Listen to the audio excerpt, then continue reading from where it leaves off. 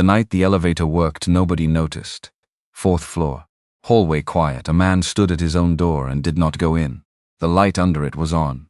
He had turned every light off before he left. He always did. He was the kind of man who turned off every light. Someone was inside, or had been. He thought about the red drive. The names on the spreadsheet. The name he hadn't been able to stop reading since he first saw it. He thought about the girl in the back bedroom who had knocked on his door 3 weeks ago, with cash in hand, and a story that was true, and also not the whole truth. He knocked on his neighbor's door instead. 3 seconds. The door opened. He didn't explain, there wasn't time. Down the hall his apartment waited. Light bleeding under the door. Someone had been in there looking for something. They hadn't found it. But they would come back. Darius Cole was not a man who asked for help. That was the thing about him. The thing nobody said out loud but everybody knew. His co-workers at the electrical company. His neighbors in the building. Even the woman at the corner store who sold him coffee every morning and never once asked why he always looked like he hadn't slept. He didn't ask for help. He fixed things instead. Broken wiring in apartment 4C. Busted lock on the side entrance nobody used. The overhead light in the laundry room that had been flickering for 3 months while the building manager ignored every complaint. Darius fixed it on a Tuesday afternoon without being asked, without saying a word to anyone, because fixing things was the only language he trusted anymore. He was 37 years old. He had been 37 for 4 months, and it still felt wrong, like the number belonged to someone else. Someone with a mortgage that made sense and a savings account with more than $63 in it and a wife who was still breathing. Lydia had died at 34, which meant she would never be 37, which meant every year he kept aging felt like something she was being cheated out of. He didn't say that to anyone either. The apartment was on the 4th floor of a building on Caldwell Street in a part of the city that used to be called up-and-coming and had been called that for so long the phrase had stopped meaning anything. The carpet in the hallway was the color of a bad decision. The elevator worked 3 days out of 5. The radiator in Darius's unit knocked every night at 11 like it was trying to tell him something. He had lived there for 6 years. He and Lydia had picked it together. Because it was close to the bus line she used. Because the kitchen had a window that caught morning light. Because the landlord at the time hadn't required a credit check, and they were 29. And just starting out and thinking that starting out was the hard part. They had been wrong about that. He kept the apartment after she died because he couldn't afford to move. Not after the hospital bills. Not after the funeral costs ate through what the bills left behind. Not after 18 months of being the man who got walked out of Vance Industries with a cardboard box and a form letter that thanked him for 6 years of service in the kind of language that meant nothing was owed. He kept the apartment. He slept on his side of the bed. He fixed things that weren't his to fix, because the alternative was sitting still. The sign went up on a Thursday. He printed it at the public library on Hamilton Avenue because his home printer had been broken since February and he hadn't replaced it because replacing it wasn't in the budget and neither was a lot of things. He used the biggest font the template allowed. Room for rent. $250 per month. Utilities included. Quiet building. Serious inquiries only. He read it back 3 times standing at the library printer. It sounded desperate. Because it was desperate. He taped it to the apartment door with 4 strips of masking tape. Then he stood in the hallway and looked at it. The kind of looking a man does when he's trying to decide if there's any version of this that isn't humiliating. There wasn't. He went inside. The math was simple and it was brutal. He made $19 an hour doing electrical work for a company that gave him 30 hours a week and called it full-time because they didn't want to pay benefits. He made $12 more an hour 3 nights a week doing package deliveries for a service that tracked his location and docked his pay if he was 2 minutes behind schedule. Together, if nothing broke down and nobody got sick and he didn't eat anything that cost more than $6, he could cover rent and utilities and the minimum payment on the last of Lydia's medical debt. The minimum payment. Not the actual debt. Just the minimum. Which meant the actual debt would be there next month and the month after that, and probably every month, for the next 4 years, at this rate. $250 a month would change that math. Not fix it. Not make it good. Just change it enough that he could breathe without counting. So the sign went up, and he waited. The first person who called asked if there was parking included. There wasn't. They hung up. The second person texted 3 questions and then went silent. The third person showed up unannounced on a Saturday morning, looked at the room for 45 seconds, said it was smaller than the photo, and left. There had been no photo. By the following Tuesday, Darius had stopped expecting anything useful. She showed up on a Tuesday afternoon. He heard the knock and thought it was Dre from down the hall, who sometimes came by to watch the game and eat whatever was in the refrigerator. But Dre knocked like he was trying to break in. Loud. 3 times fast. This knock was different. 2 knocks. A pause. Then one more. He opened the door. She was standing in the hallway with the late afternoon light coming through the window at the end of the corridor, and it caught her in a way that made Darius blink. Not because he hadn't expected someone, because he hadn't expected her. 20 years old. Maybe. She looked young but carried herself like someone who had been paying attention for a long time. Tall. The kind of tall that didn't apologize for itself. She was wearing a wrap dress the color of deep burgundy that followed the lines of her body in a way that made it very clear those lines existed. Hair, straight long past her shoulders. The kind of straight that took work or money or both. She had cheekbones that could cut something. She had eyes that were already measuring the situation before she said a word. And she had a canvas tote bag on one shoulder and a smaller leather bag on the other, and she was looking at him with the particular expression of someone who has decided something and is waiting to see if the world is going to cooperate. "I'm here about the room," she said. Her voice was steady, not nervous, not performing confidence the way nervous people sometimes did, just steady. Darius stepped back from the door. "Come in," he said. She walked in and looked at the apartment the way someone looks at a place they're actually considering. Not scanning for flaws to complain about. Not pretending to be impressed. Just looking, taking it in. The kitchen to the left. The living room straight ahead. The hallway that led to the 2 bedrooms and the bathroom they would share. "Which one's the rental?" she asked. "Back bedroom. On the right." She walked down the hallway and stood in the doorway of the room. He had cleaned it. Changed the bedding, which he'd bought secondhand and washed 3 times. Cleared out the last of Lydia's things that had somehow migrated in there over the years. 2 boxes he'd moved to the closet in his own room and hadn't opened again. The room had a window that faced the alley. Not much of a view, but light in the mornings. The same light Lydia had liked in the kitchen. He didn't think about that. He wasn't thinking about that. "How long have you had the room available?" she asked, still looking into the space. 2 weeks. She turned to look at him then, like the answer meant something. "What do you do?" she asked. "Electrical work, some delivery shifts." She nodded. "I'm studying graphic design," she said. "I need somewhere quiet. I work late sometimes. I don't throw parties. I don't have people over." "Okay. I'll pay first month up front." He had not expected cash. Most people his age didn't carry cash. People her age definitely didn't carry cash. "I have the rental agreement here," he said, and went to get it from the kitchen drawer where he'd printed it at the library. 2 pages. He'd downloaded a template and changed what he needed to change, and it wasn't fancy but it covered the basics. She read it. The whole thing. He stood in the kitchen doorway while she read it, and she did not skim. She read every paragraph.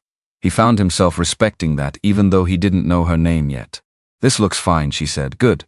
Can I move in Thursday?" "Thursday works." "My name is Zara," she said and held out her hand. "Darius." They shook hands. Her grip was firm, her nails were short and clean. She was wearing a silver bracelet on her right wrist that caught the light when she moved, and then she lowered her arm, and it disappeared back against her sleeve.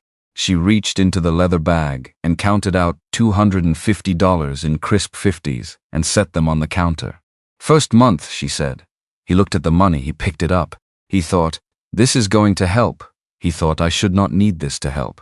He thought neither of those things at the same time, in the span of about 3 seconds, and then put the money in the kitchen drawer under the rental agreement. "Thursday then," he said. She nodded once, picked up her bags, walked to the door, paused with her hand on the frame. "I won't be any trouble," she said, and she left. He stood in the kitchen for a full minute after the door closed. Then he thought, everyone who says that is usually at least a little bit of trouble. She moved in on Thursday with 1 large duffel bag, the canvas tote, the leather bag, and a box of art supplies that were professional quality. Not the kind you bought at the pharmacy. the kind with individual slots for each color and brushes that cost more than his electric bill. He noticed that. He didn't say anything about it. She was a design student. Maybe design students had good supplies. He didn't know enough about design school to argue with his own logic, so he left it there. She settled into the room in less than an hour. He heard her moving things around. The soft sounds of someone organizing a small space. Then quiet. Then the smell of something cooking. He went to the kitchen and found her standing at the stove making what turned out to be a one-pot rice dish with beans and smoked meat that smelled expensive. "I cook when I work," she said without turning around. "It helps me think. I'll make enough for two if that's not weird." He thought, "That is a little weird." He said, "That's fine." He ate at the kitchen table with someone else for the first time in 2 years. They didn't talk much. She had a sketchbook open beside her plate. She was drawing something that looked like a logo. He read the sports section of the newspaper he'd picked up from the recycling bin in the lobby. It was strange, it was also not terrible. He washed both plates when they were done. She thanked him. Went back to her room. He stood at the kitchen sink and looked at the window and thought about nothing in particular for a while, which was rare for him. Usually when he stood at the sink he thought about the debt, or the electric company's schedule, or the delivery shifts, or Lydia. Mostly Lydia. But for about 4 minutes at the kitchen sink on a Thursday night he just stood there. The first 2 weeks had a rhythm. Zara woke up early. He knew because he could hear her in the kitchen before his alarm went off. She made coffee, black, in the small drip machine she'd brought with her. By the time he came out she was already at the kitchen table with her sketchbook, or at the desk in her room with his old laptop open. His old laptop. A Dell that was 4 years old and running on borrowed time and a prayer. He'd offered it when she'd mentioned hers was being repaired. She'd said she would only need it for a few weeks. 3 weeks in and it was still on her desk. He didn't bring it up. She paid rent on time. She was clean. She didn't play music loud or talk on the phone in the common areas. She bought groceries that were better than what he bought, and always left half of whatever she cooked on the counter with a note that said, "Help yourself." He always helped himself. The groceries were a thing he noticed but didn't analyze. Salmon. Not the frozen kind. Fresh salmon from the good counter at the market 2 blocks over where everything cost 20% more, and he had not shopped since Lydia was alive. Arugula. He'd had to look that up the first time because he thought it might be something else. Fancy crackers with seeds. Greek yogurt that was $4.50 for a small container. He ate the food. He didn't ask where the money came from. That was his first mistake. The moment that changed things happened on a Wednesday evening in the 3rd week of October. He'd finished his delivery shift early because 2 packages had been undeliverable, and the app had recalculated his route and sent him home 90 minutes ahead of schedule. He came in through the side entrance, took the stairs instead of waiting for the elevator, unlocked the apartment quietly because it was already 9:30 and he assumed she'd be in her room, but the kitchen light was on. He came around the corner from the hallway and stopped before she saw him. She was sitting at his old laptop at the kitchen table. She wasn't drawing. She wasn't typing either. She was looking at something on the screen, something that made her sit very still, the kind of still that wasn't relaxed. It was the opposite of relaxed. It was the still of someone who was holding their breath. And then she reached for her bag, and she pulled out something small. Read a USB drive. She looked at the door first, not at him. At the front door, like she was checking how much time she had. She slid the USB into the port on the left side of his laptop, waited, clicked something on the screen, waited again. And Darius stood in the hallway shadow and watched and felt something shift in his chest that he did not have words for. Not yet, he cleared his throat. She moved fast. The USB was out of the port. The laptop was closed. And by the time she looked up at him, she was already composed, already smiling. Already someone who had not just done what she had done. "You're home early," she said. Not nervous, not caught. Just observing. Slow night. She nodded. "I was just finishing up some work. I hope I wasn't using the kitchen too late." "No," he said. "That's fine." He went to the refrigerator. Got water. Stood with his back to her for a moment that was about 3 seconds longer than it needed to be. Then he turned around, and that's when he saw it. She was reaching to pull her sleeve back down over her right wrist.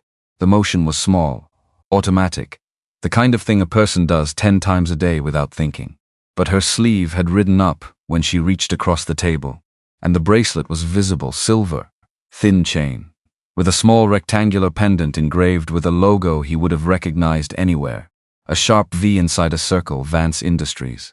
The letters so small you'd have to know to look. He knew.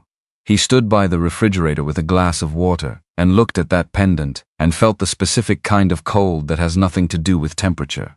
Vance Industries. 6 years of his life, warehouse supervisor. The job with the decent pay and the benefits package that had covered Lydia's specialist appointments and her prescription costs and the physical therapy she needed after her first diagnosis. The job with the co-workers who had a fantasy football league and a birthday tradition that involved someone always buying the wrong kind of cake. The job that had called itself a family right up until the day it handed him a cardboard box and had security walk him to the parking lot. 37 employees. One day, no warning. The insurance ended with the job. Lydia's treatment plan got disrupted 3 weeks later. He had always told himself there was no direct line between those two things. Standing in his kitchen looking at that logo, he was not as sure of that as he used to be. Zara pulled her sleeve down, looked at him. "You okay?" she asked.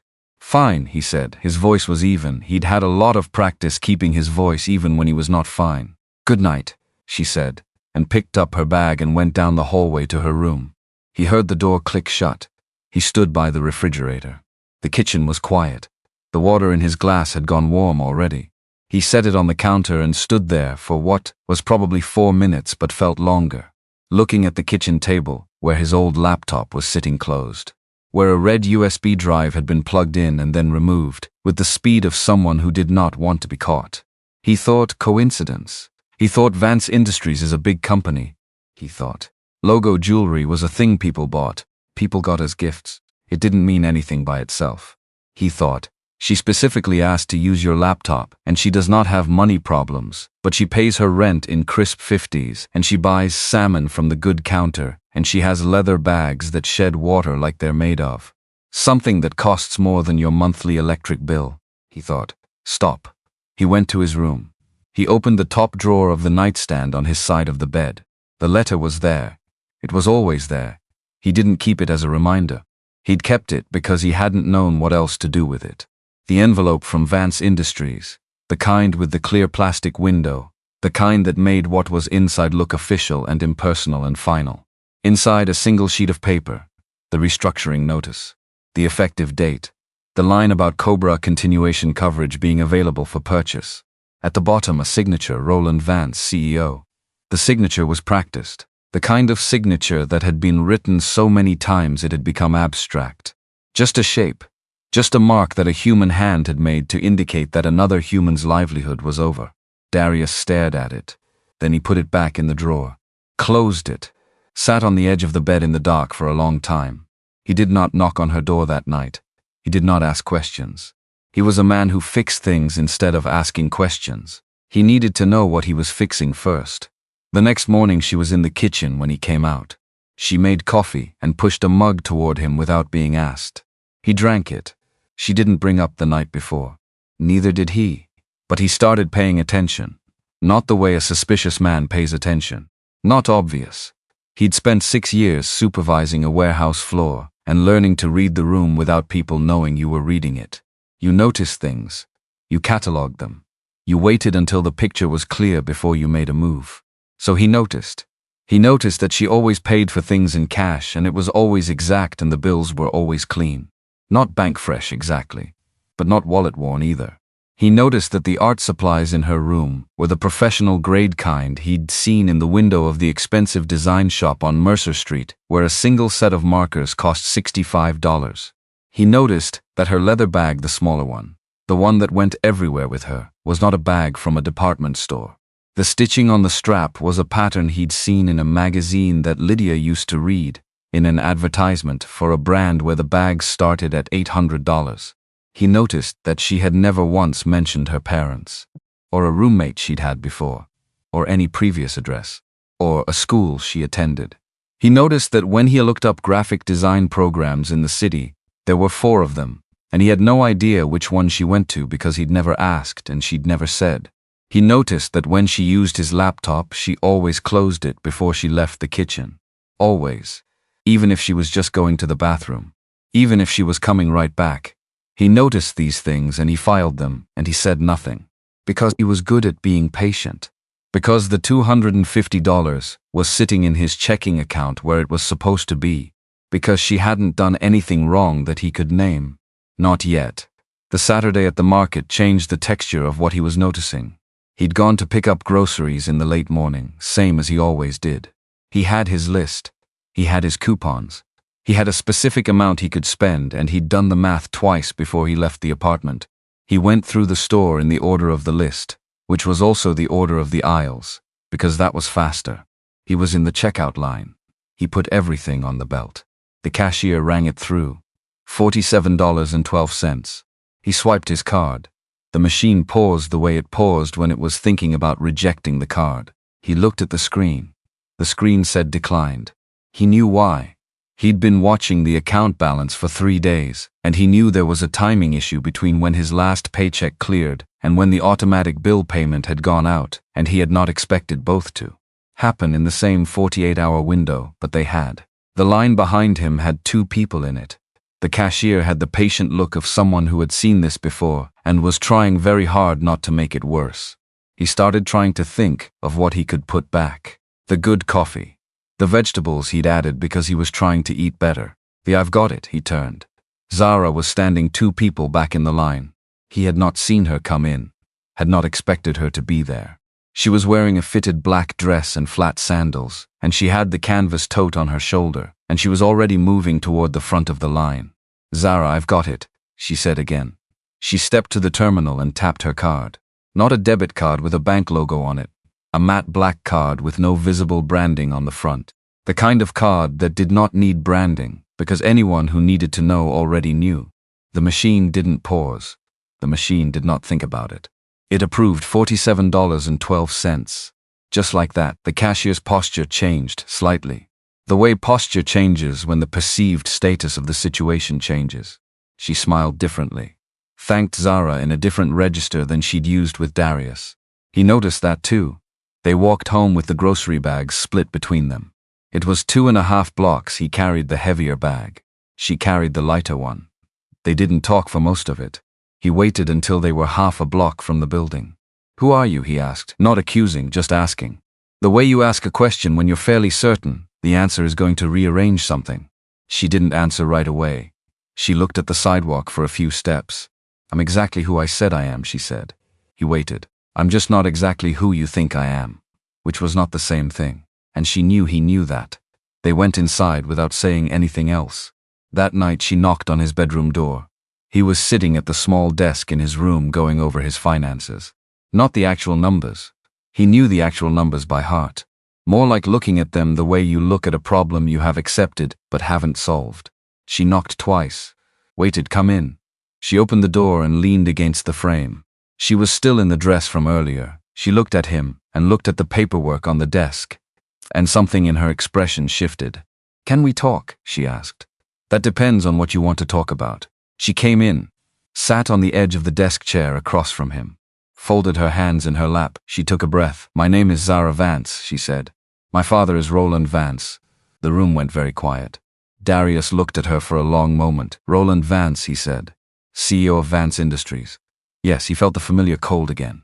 The same one from the kitchen. From the logo on the bracelet. Only larger this time, full body. And you're here because I found something I couldn't unsee, she said. And I needed somewhere safe to keep it. And I needed, she stopped. Looked at the desk surface. I needed to be somewhere that wasn't connected to him. Somewhere his people wouldn't look. His people, Darius repeated. He has people who look. And you came to my building. My apartment, specifically. She didn't answer that directly. I saw the sign, she said. It was true, and it was also not the whole truth. And they both understood that in the space between the words. He looked at the desk. At the numbers he'd been looking at before she knocked. At the column that represented what he owed, and the column that represented what came in every month and the distance between them. $250 a month. Sitting in his checking account. Her father's company's logo on her wrist.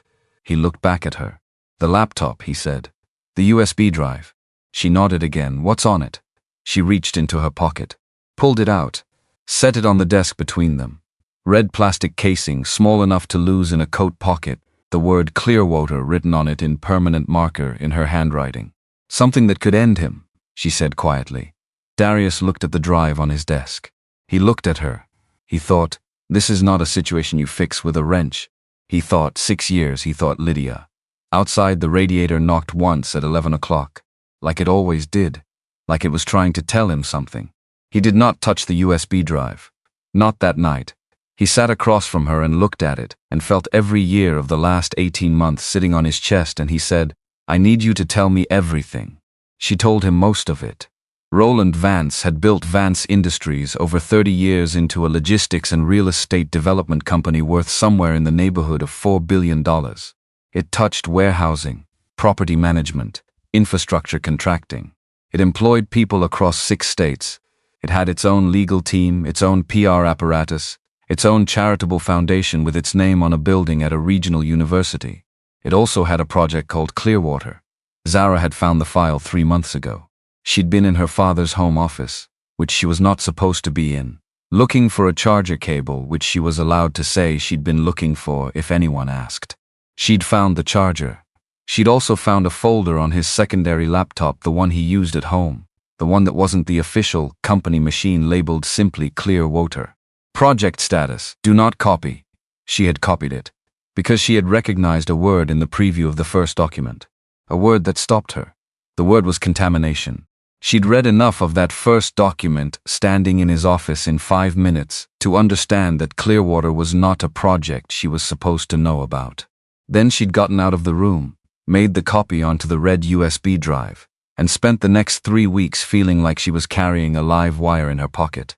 The project, as best as she understood it from what she'd read, Vance Industries had been systematically introducing industrial runoff into a section of the municipal water supply, servicing a lower-income residential district, not accidentally, not as a side effect of something else, deliberately, over a period of several years, with internal reporting that tracked the contamination levels and the corresponding decline in property values in the affected area. When the property values dropped low enough, Vance Industries purchased, through subsidiaries, through shell companies, then cleared the properties for commercial development. 19 people had died in the affected district in the past 4 years. The cause of death notations on most of them said things like cardiac complications, organ failure, prolonged illness. Darius sat very still while she said this. 19 people, he said. That we've identified, she said. That are in the documents. He looked at the USB drive. Their names are on there. Some cross-referenced with the property acquisition records and the internal contamination monitoring reports. He reached out, he picked up the USB drive, he held it in his hand. It weighed nothing. It weighed everything. I need to see the names, he said. She looked at him for a moment. Then she nodded. She went and got his laptop from the kitchen, set it on the desk. He plugged in the drive. She opened the folder. There was a spreadsheet inside alongside a series of PDFs. The spreadsheet was organized by address, by date of contamination level spike, by property sale date. There was a column on the far right.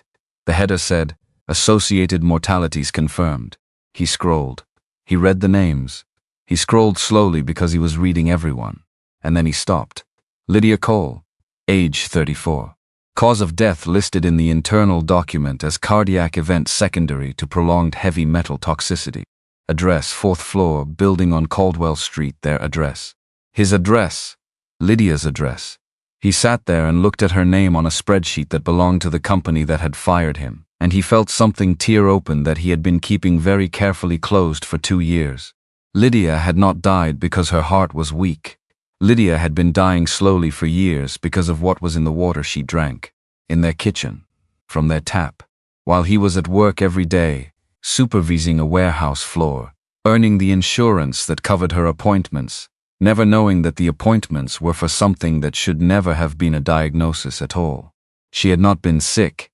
She had been poisoned, and he had told himself he had believed for 2 years with the specific cruelty of a man who needed something to be true that he had done everything he could. He hadn't.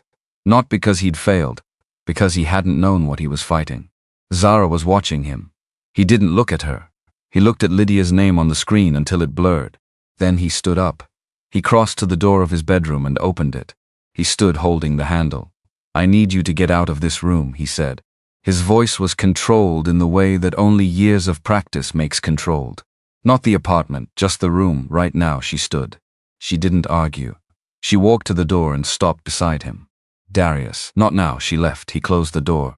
He sat on the edge of the bed in the dark and put his hands on his knees and breathed the way the doctor had told him to breathe after Lydia died, when his chest had felt like something was sitting on it all the time. 4 counts in, hold 4 counts out. He did that for a while. He thought about the water.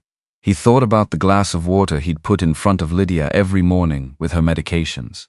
He thought about making her tea at night, from the tap, in their kitchen.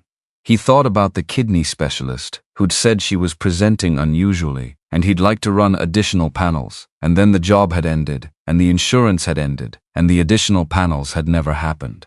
He thought about all of it, and he sat in the dark, and he was very quiet for a very long time.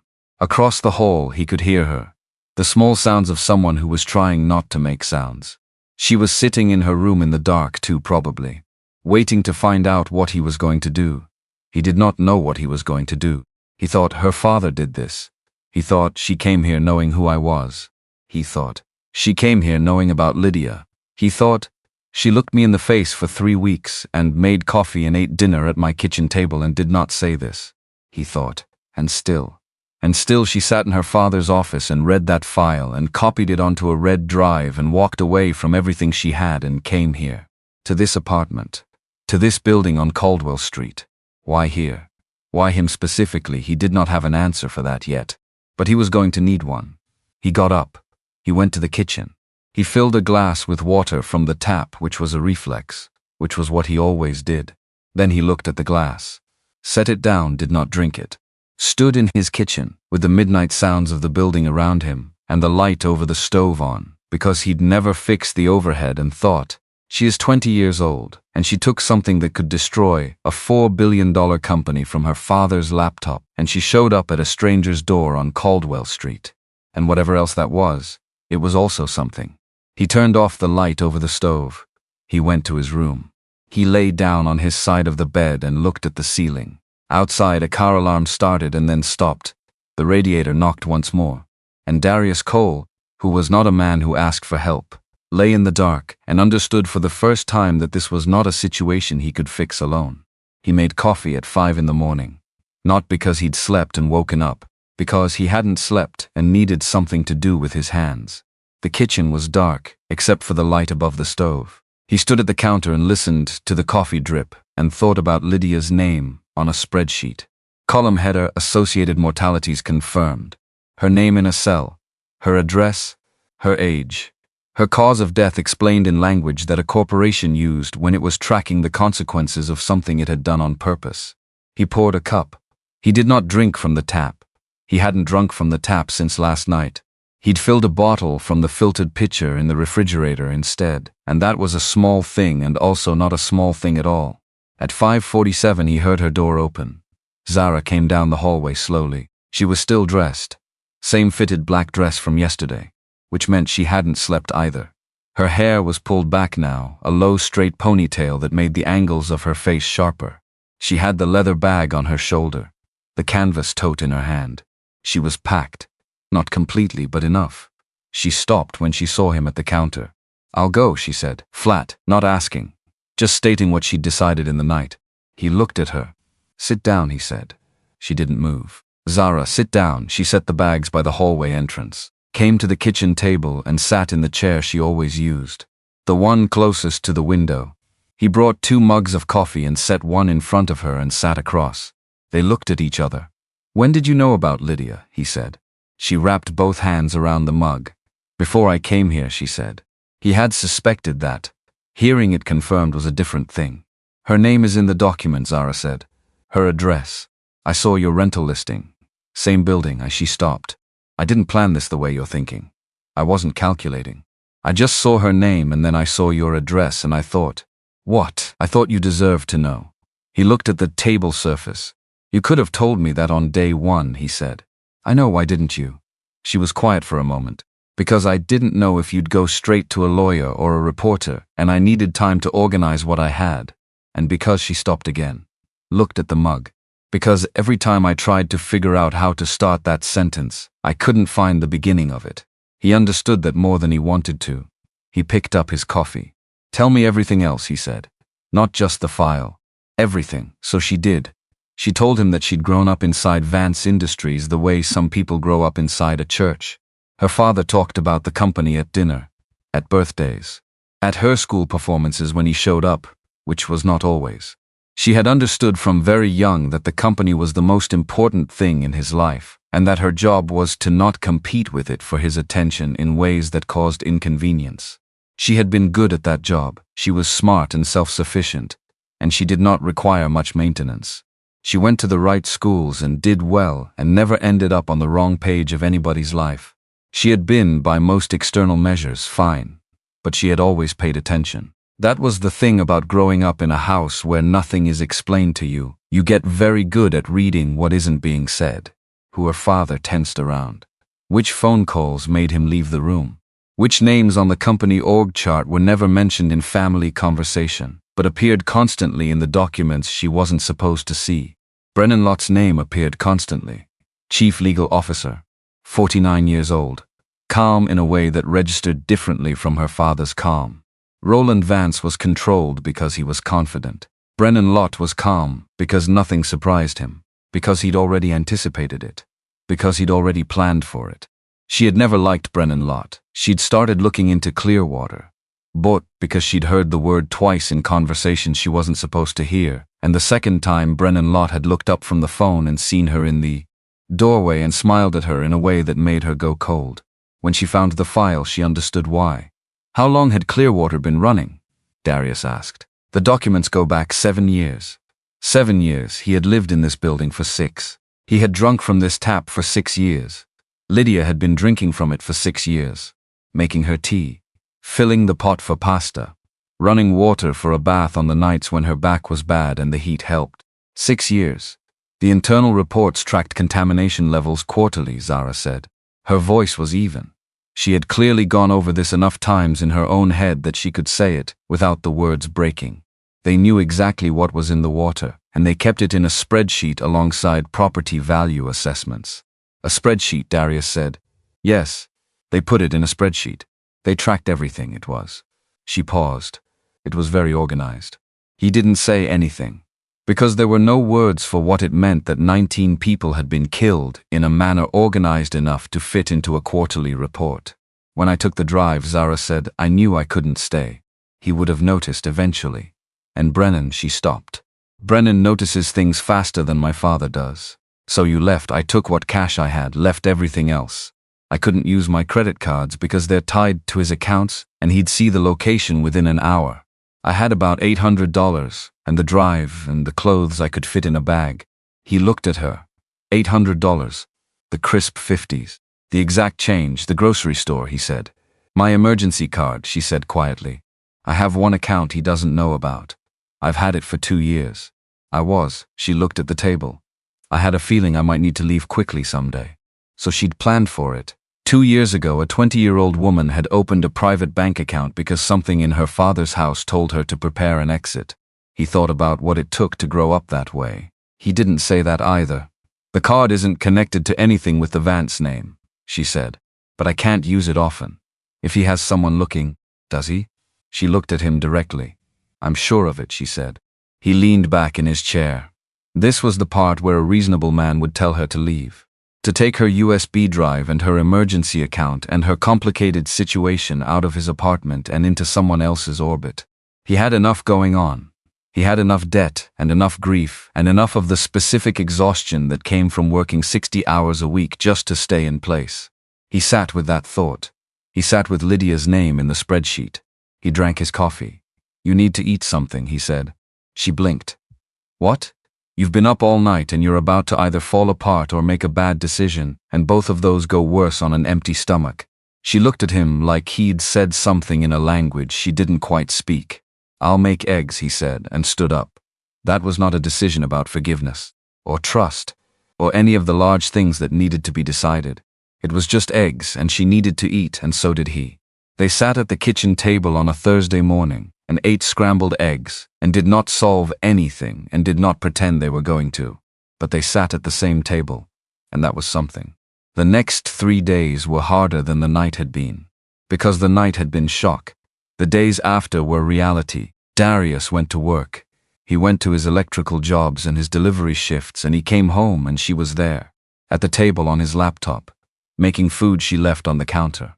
And he moved around her, like she was a piece of furniture that had always been there, and also like she was something radioactive. He could not reconcile the two things he knew about her.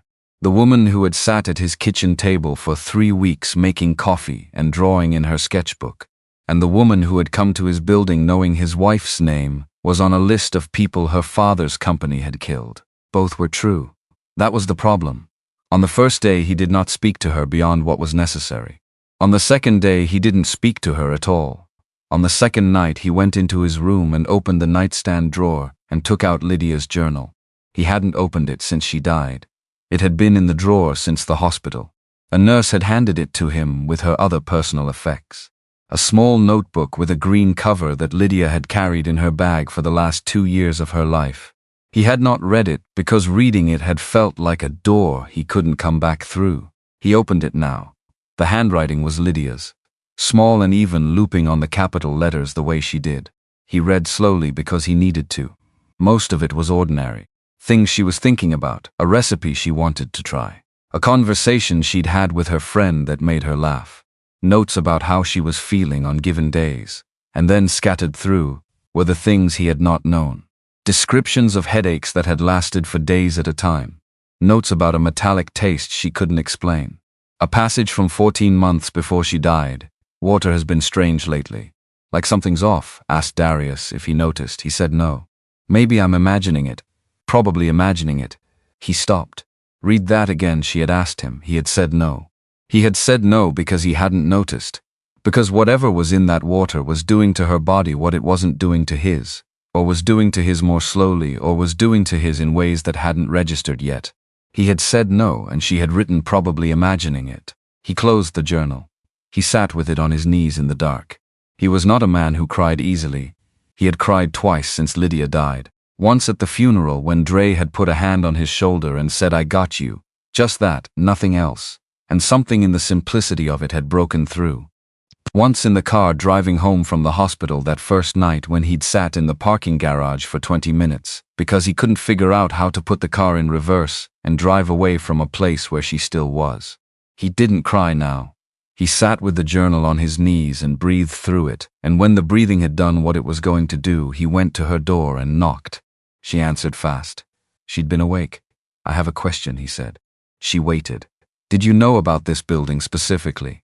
Before, she looked at him. "Yes," she said. "The contamination happened here. This block was in the highest exposure zone." He looked at the wall, the old paint, the radiator, the hallway carpet the color of a bad decision. "She asked me once," he said, "if I noticed anything off about the water. Zara said nothing. I said no, still nothing. She wrote in her journal that she was probably imagining it." He could feel her looking at him. "She wasn't imagining it," he said. "Not to Zara exactly, just to the hallway." "No," Zara said softly. "She wasn't." He stood there for another moment, then he said, "Get the USB drive. I want to look at all of it." He did not sleep that night either. He and Zara sat at the kitchen table and went through every document on the drive. He read the engineering reports first, because he understood process documentation. He understood the language of compliance assessments and site monitoring and materials disposal. He had filed enough warehouse safety reports to know how this kind of language worked when it was honest, and how it worked when it was covering something. This was covering something. The covering was meticulous. The language was designed to read as routine environmental monitoring. But if you read it alongside the property acquisition records, which Zara had also copied, the picture was clear. Every contamination spike corresponded with a property assessment. Every property assessment preceded a purchase offer through a subsidiary company. Every subsidiary led back to Vance Industries if you followed the chain far enough. Brennan Lott had designed it to require that following. Enough layers that a casual investigator would stop before they got to the end. Not enough layers to survive a serious one. "Who else has seen this?" Darius asked. No one at all. I didn't know who I could trust." He looked at the screen. At the column of names on the right side of the spreadsheet. "We need an independent source," he said. The drive alone isn't enough. A defense attorney will argue chain of custody, unauthorized access, any angle they can get. We need something that doesn't have your hands on it. She was quiet. There was a reporter, she said. He looked up. A journalist. She'd been looking into my father's company for years. Her name was Renee O'Connor. She wrote an investigative piece about Vance Industries 3 years ago. My father's legal team threatened her publication and got the story killed. She was sued personally. It cost her. Zara paused. I don't know exactly what it cost her. But she didn't stop. She just stopped publishing. How do you know she didn't stop entirely? Because she kept a public online archive of her work. The Clearwater district is listed as an ongoing investigation. Darius sat back. A reporter who'd been silenced by Brennan Lott's legal machinery. Who'd kept going anyway. Who was waiting? Can you contact her without it being traced? If I use a public terminal. A library, yes. He looked at the window. The alley outside was gray with early morning.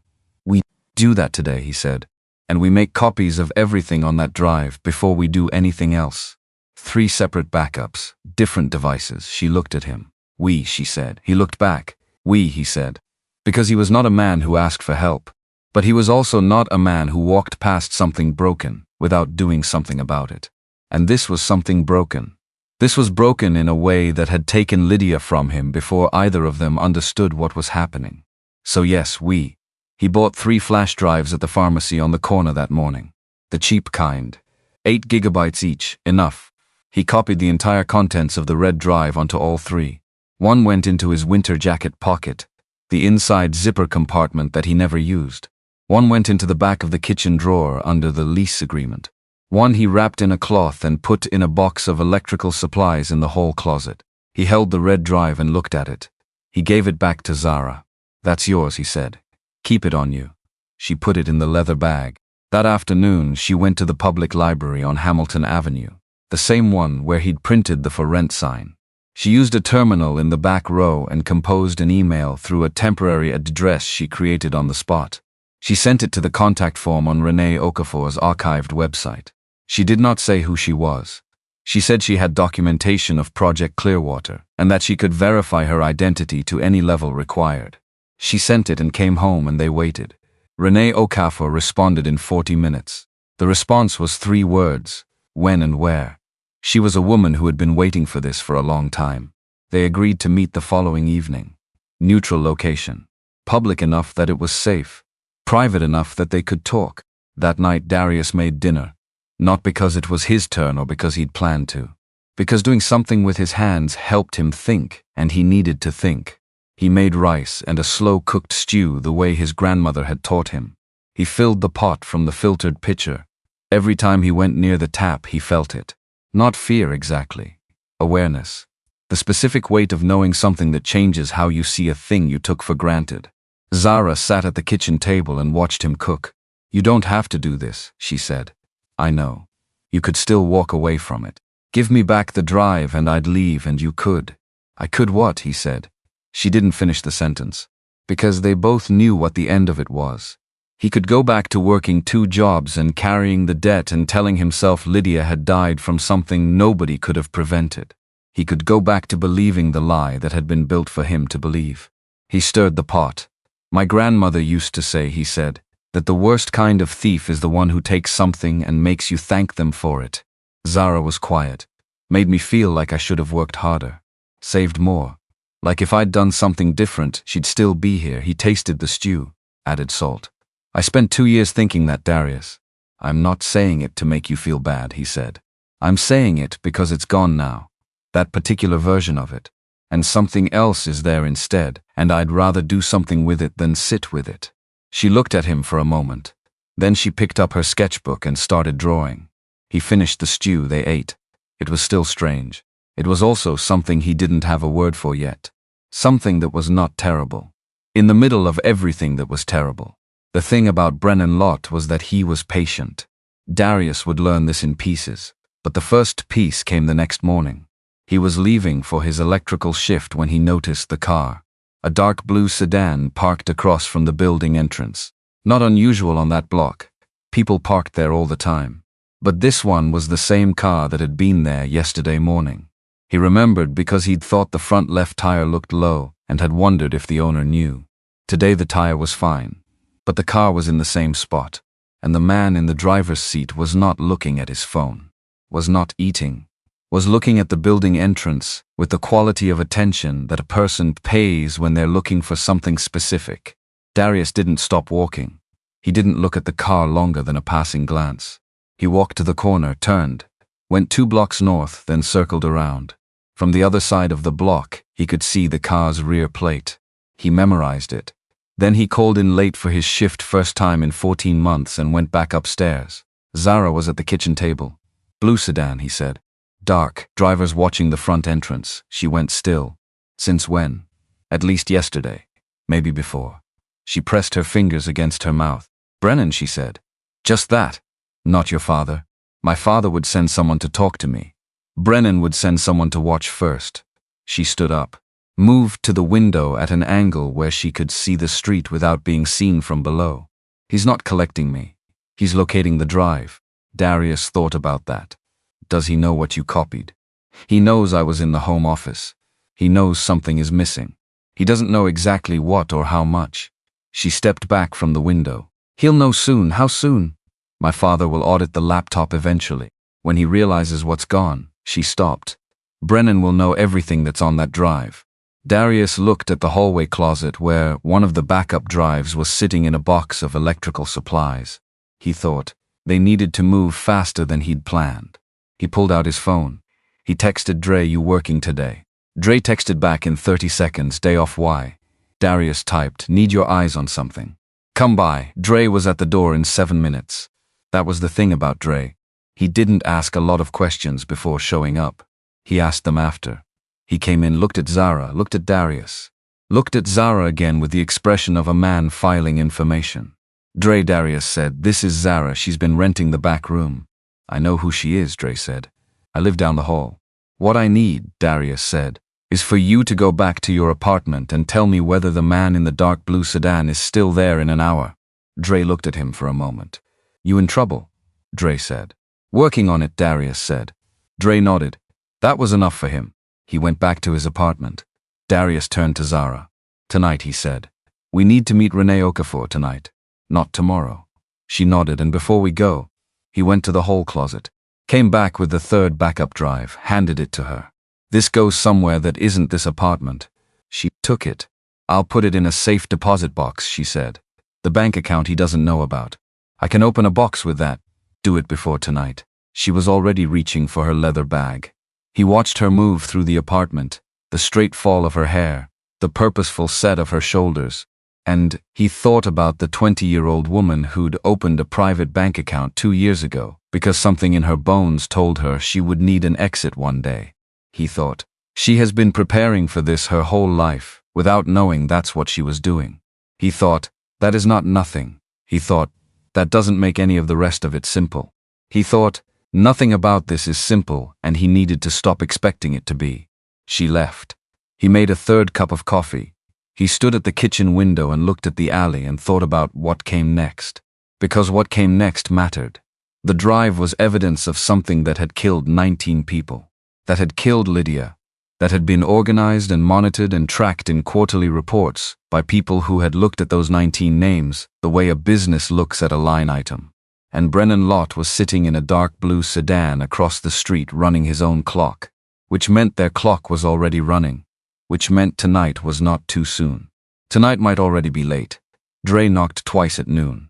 Guy in the sedan left at 11:15, Dre said. Different guy pulled up at 11:40. So they were rotating. Professional. Patient. Darius stood in the kitchen and understood with a clarity that settled into his chest like ballast that Brennan Lott had already decided how this was going to go.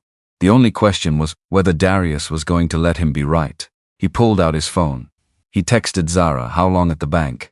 She texted back, "Done." Heading he typed, "Don't come back the front way. Side entrance." He'd yes.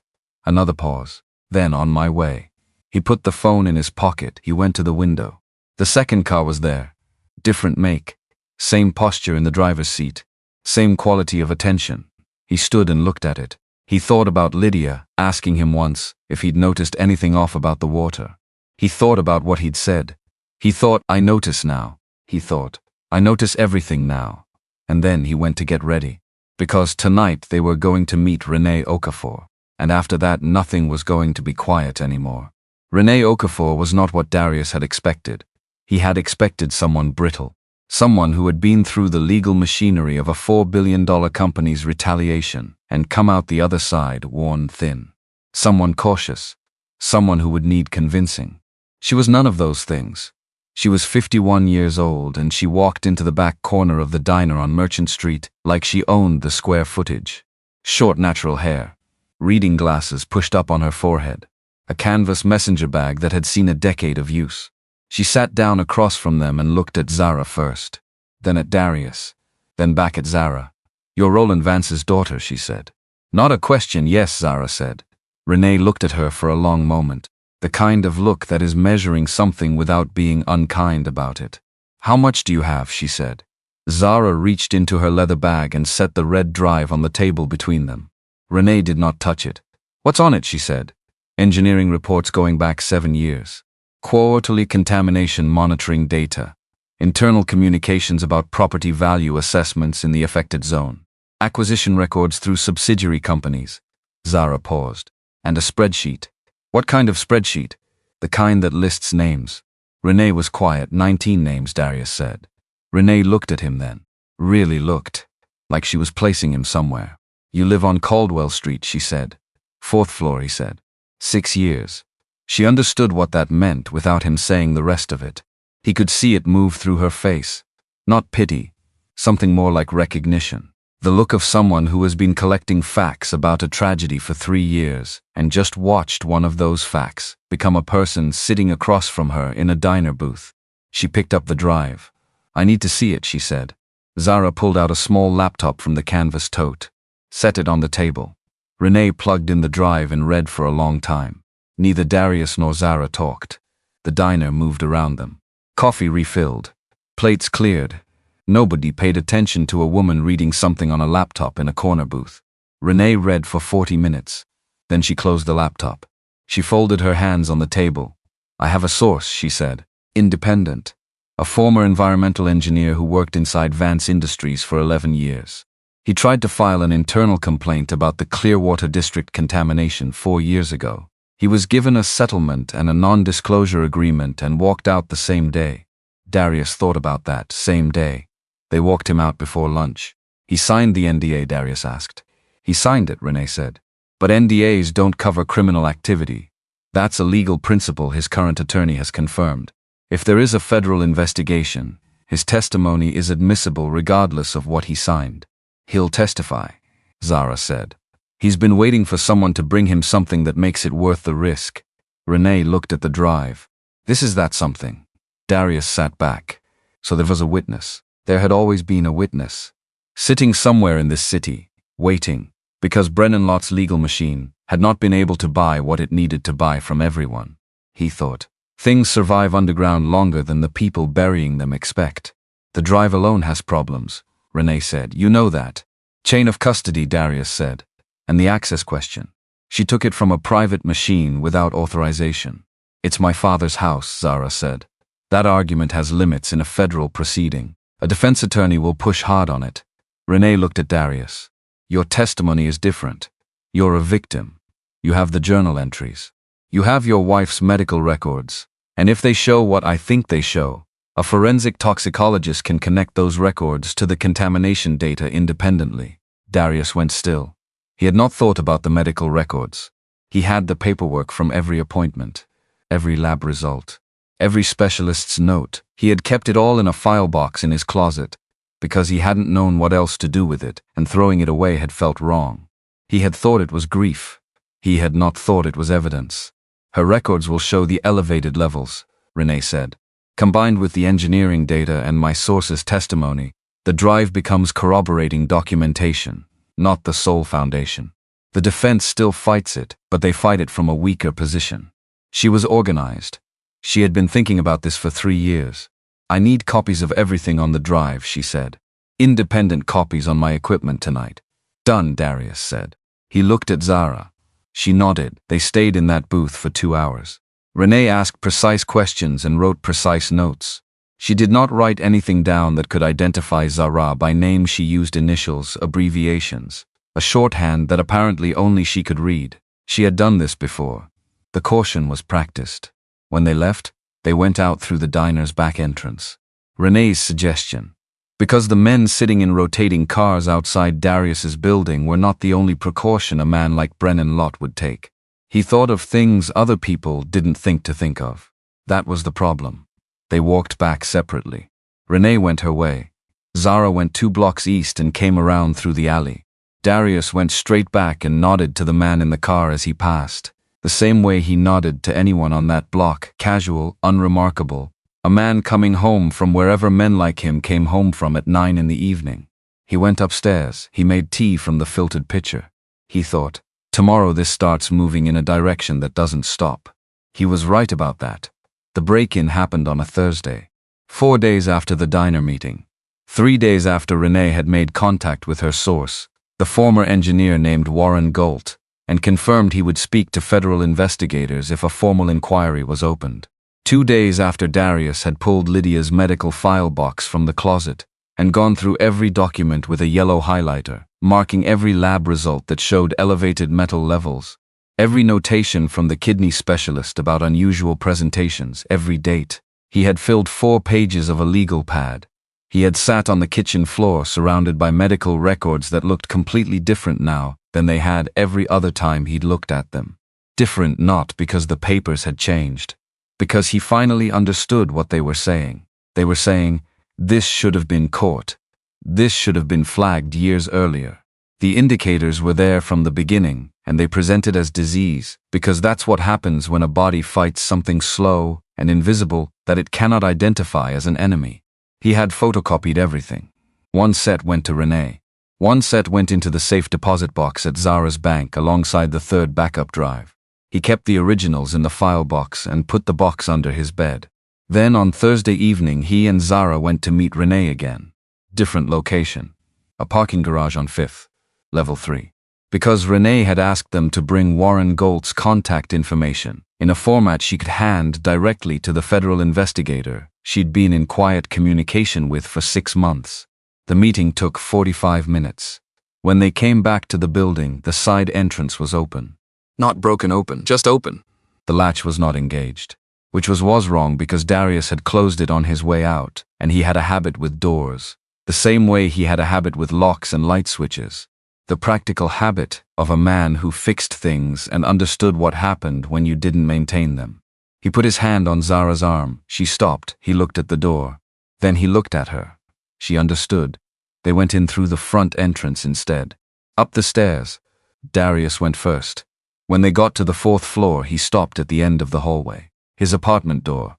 It was closed, looked normal. But the light under the door was on. He had turned every light off when they left.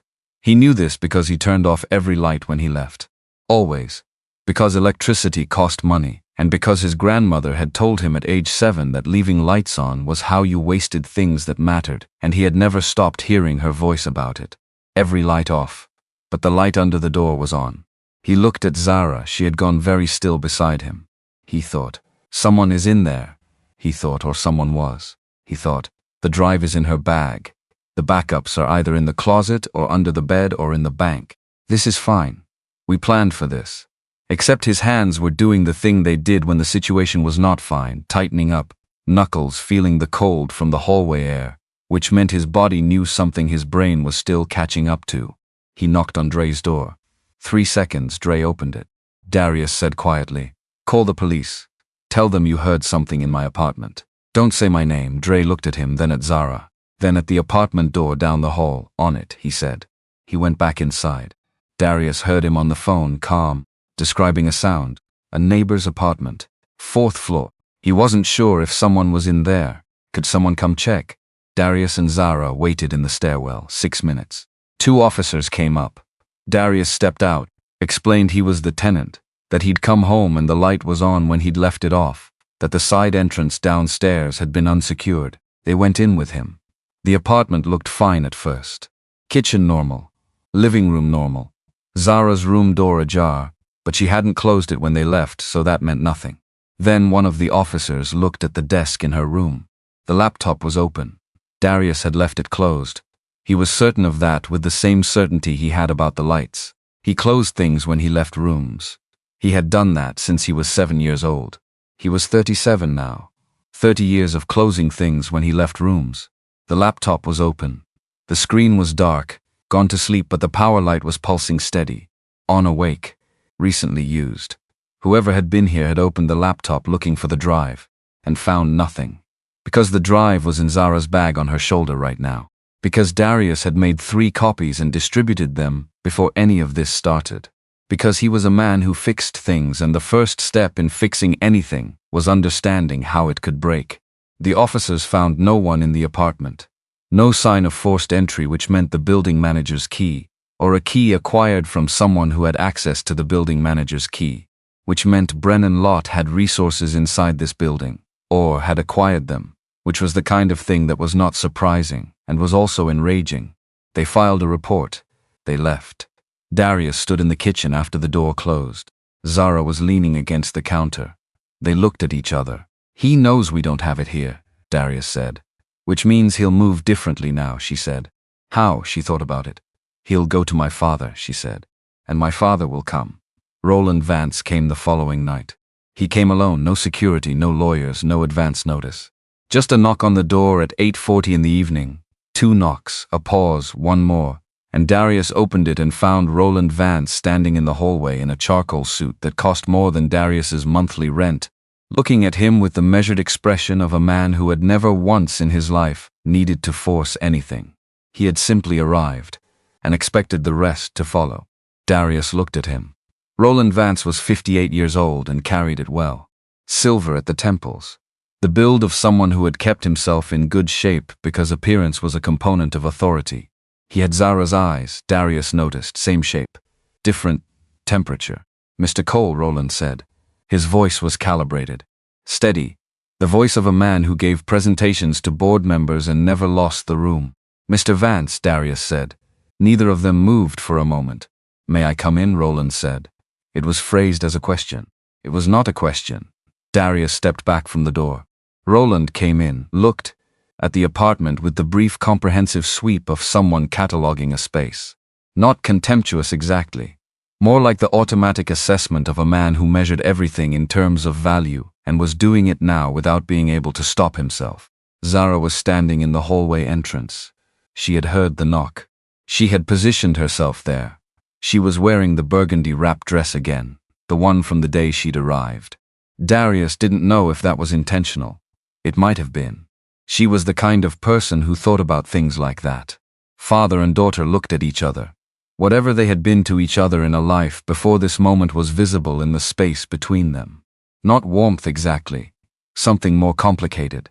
The specific shape of love that has been filtered through years of disappointment and distance, until it is almost unrecognizable but still present underneath. "Zara," Roland said. He turned to Darius.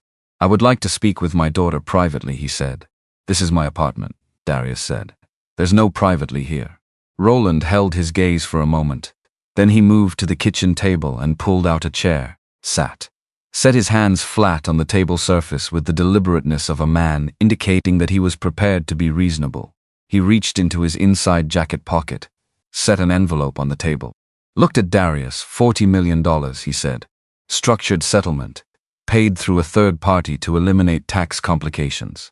Full medical documentation for your wife's case covered under a separate research fund that will be publicly chartered, so no appearance of compensation. Your name attached to nothing. Darius looked at the envelope. He did not touch it. Non-disclosure, he said, standard terms. The drive, returned or destroyed, your choice. Darius stood very still. $40 million. He thought about that number, what it meant in practical terms. The debt gone, not the minimum payment. The actual debt. Gone. And $39,900,000 on top of that. His whole life rearranged. Lydia's memory attached to a research fund, with her name on it, maybe. The thing her death had caused turned into something that helped other people. He thought about what Lydia would say. She would say, "That's a lot of money." She would also say, "Whose money is it and what did it cost?" He looked at Roland Vance's hands flat on the table. He looked at the envelope. He thought about the spreadsheet. The column on the right.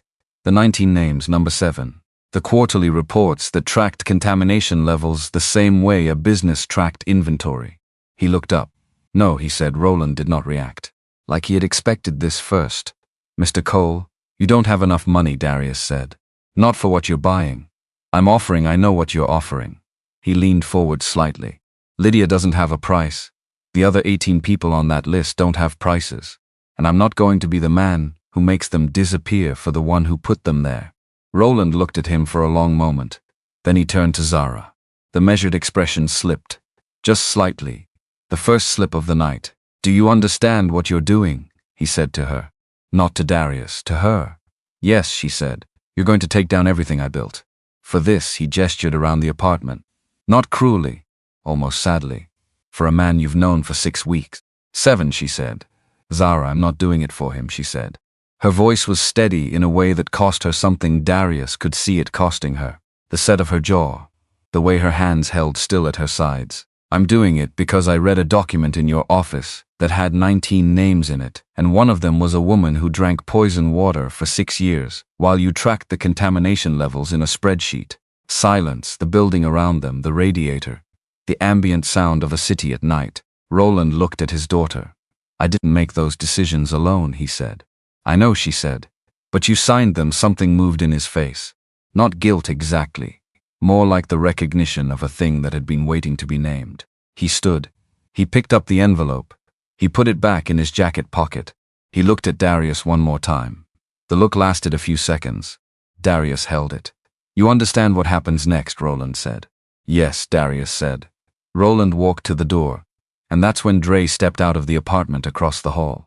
And Keisha, from the apartment 2 doors down, came out of her doorway. And the couple from the corner unit at the end of the hall, Bernadette and James, opened their door. All of them had been in the hallway. All of them had their phones out. Not pointed like weapons, just present, visible. Recording light on Keisha's phone. Red, steady. Roland stopped. He looked at the hallway. At the phones, at his daughter, at Darius. He was a man who understood leverage. Who had built a $4 billion company on understanding leverage. And he could see, standing in this hallway in this building on Caldwell Street, that the leverage had shifted. He had come to close something. He had instead been documented. His offer, his presence, his daughter's refusal, all of it. On 4 different phones in a hallway where his name meant nothing, except what he had taken from the people who lived here. He said nothing else. He walked to the elevator. He waited. He got in, he went down. The hallway was quiet for a moment. Then Dre said, that man really thought he could just come in here and fix it. He does that, Zara said softly. Keisha looked at her. You okay? Zara looked at the elevator doors. Not yet, she said. But I think I will be. Darius went inside. He called Renee. He came, he said. 40 million, a beat. And we said no. Renee was quiet for a moment. Then it moves to the next phase, she said. I'm filing with the federal investigator in the morning. Once that's done, the journalism goes to my editor at the same time.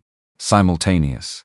So neither one can be suppressed before the other is public. When will it run? 48 hours after I file. Maybe less. Darius looked at the kitchen table. The envelope had been there for maybe 4 minutes. It was gone now, and the table looked the same as always, and he found it strange how quickly $40 million could leave a surface without a trace. The engineer, he said, gulped. Speaking to investigators tomorrow morning. His attorney has already been in contact, and the drives. One with me, one with the investigator, one in your deposit box. Good, he said. Darius, yeah. What he offered you, it would have solved real things. I know, I'm not second-guessing, I'm just acknowledging. It would have solved my things, he said. There are 18 other families on that list. Renee was quiet. Get some rest, she said. Tomorrow it starts. He set the phone down. Zara was standing in the hallway. She had changed out of the wrap dress, jeans now. A simple top. She looked younger that way. 20 years old in a way she didn't always. He looked tired, she said. Your father, he's always tired, she said. He just doesn't let anyone see it. Darius didn't know what to do with that. So he didn't do anything with it. You should sleep, he said. You too, I will. She went to her room. He stood in the kitchen. He thought 48 hours. He thought tomorrow the engineer talks to investigators. He thought, after that the story runs and the drive is in federal hands, and there is nothing Brennan Lott can do about it that he hasn't already failed to do. He thought, I am a man who fixes things, and this is the closest thing to fixed that this situation can be, and it is not the same as fixed, but it is what is available. He went to his room. He did not open the nightstand drawer. He did not take out Lydia's journal or her letter, or the form letter from Vance Industries. He just lay down on his side of the bed. And for the first time in as long as he could remember, the thing sitting on his chest was not grief, and it was not debt, and it was not the accumulated weight of a life that had been carrying damage it didn't understand. It was something else, something that didn't quite have a name yet. But it was there. The 48 hours moved like they always do when you're waiting for something. Fast and slow at the same time. An hour feeling like 20 minutes and also like a day. Warren Galt met with the federal investigator on a Friday morning. The meeting lasted 3 hours. His attorney was present. He brought his own documentation, separate from the drive, compiled over 4 years of personal record keeping after he left Vance Industries. Notes, photographs, copies of the internal complaint he had filed and the responses he had received. A timeline he had built from memory and from the documents he'd managed to retain before his access was revoked. He had been keeping this for 4 years. Waiting. Renee filed her formal submission to the Federal Environmental Crimes Division at 9:47 Friday morning. The submission included everything on the drive, Lydia's medical records cross-referenced with the contamination data, Galt's testimony summary, and a full investigative report that Renee had clearly been building in pieces for the last 3 years, waiting for the last piece to arrive. The last piece had arrived from the 4th floor of a building on Caldwell Street. By noon on Friday, 2 federal agents arrived at Darius's apartment, not to arrest anyone, not to search the premises. They sat at his kitchen table, the same table where Roland Vance had set an envelope, and Zara had made coffee every morning for 7 weeks, and they took his statement. He told them everything.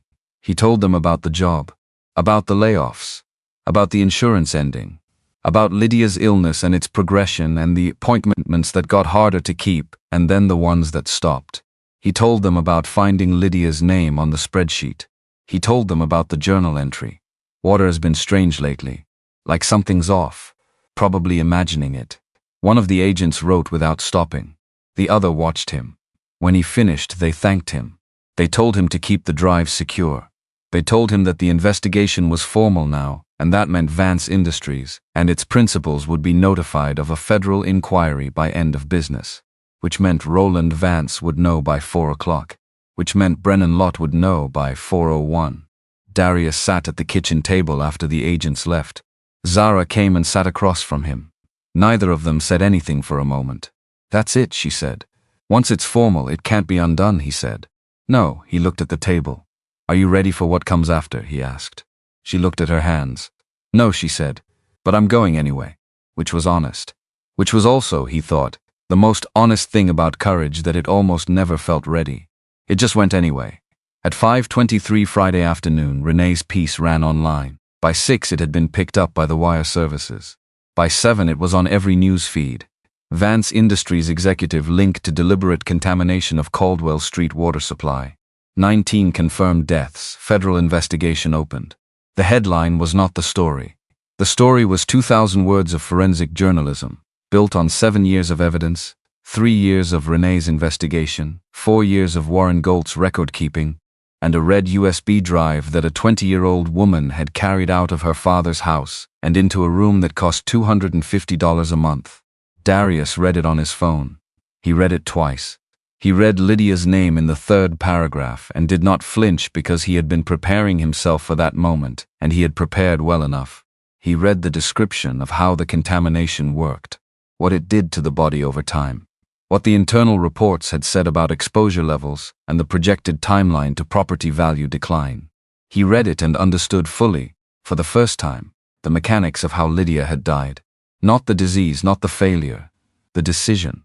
Someone had made a decision in a boardroom and written it into a quarterly report, and that decision had moved through pipes and into tap water and into a glass of water he had put in front of his wife every morning with her medications. Someone had made that decision, and now everyone knew.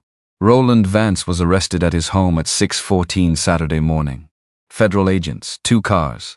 The story had been running for 13 hours. The arrest was on every feed by 6:45. Brennan Lott was arrested at his office at 9 on Saturday morning. He had gone in early apparently, because that was the kind of man he was. Present, prepared, thinking several moves ahead, not enough moves. He was taken out in the same clothes he'd worn to the office. Darius watched the footage on his phone. Zara was in her room. She'd been in there since the arrest story broke. He did not go and knock on the door.